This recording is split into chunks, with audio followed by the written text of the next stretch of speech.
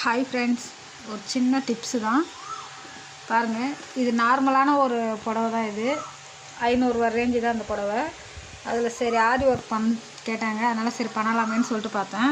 இதில் வந்து வேகமாலாம் எதுவுமே பண்ணல, ஒரு கொடி டிசைன் தான் சிம்பிளாக தான் போட்டிருக்கேன். இது ஃபுல்லாக வந்து ஜமுக்கி வச்சு தைச்சிட்டேன். ஏன்னா இங்கே மணி எதுவும் ஸ்டோன் எதுவும் போடல. ஏன்னா அந்த அளவுக்கு வந்து இந்த கிளாத் வந்து ஒத்து உழைக்கல, நம்ம நெட்டில் தைக்கிற மாரி இருந்தது. இதில் தப்பாங்க நம்ம இந்த நீடியில் இப்படி வைக்கும்போது அப்படியே பீஸ் வந்து அப்படியே பெருசாகுது ஒரு ஹோல்ஸு. அதனால் வந்து நம்ம இதில் தைக்கும்போது எப்படி ஃபீல் ஆகுதுன்னா, இந்த நெட்டு துணியில் தைப்போம் பார்த்திங்களா பொறுமையாக, அதுமாரி ஒன்று ஒன்றா தைச்சிட்டு தான் இருக்குது.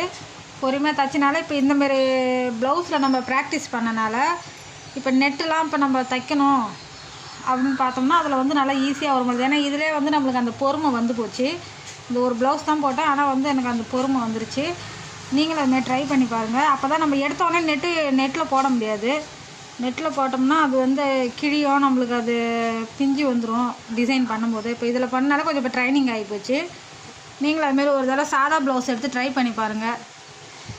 அந்த ப்ளவுஸு இது பேக் பீஸ் போட்ட சிம்பிளாக தான் போட்டிருக்கேன். அடுத்து என்ன ஃப்ரண்ட்டும் கை போடணும்.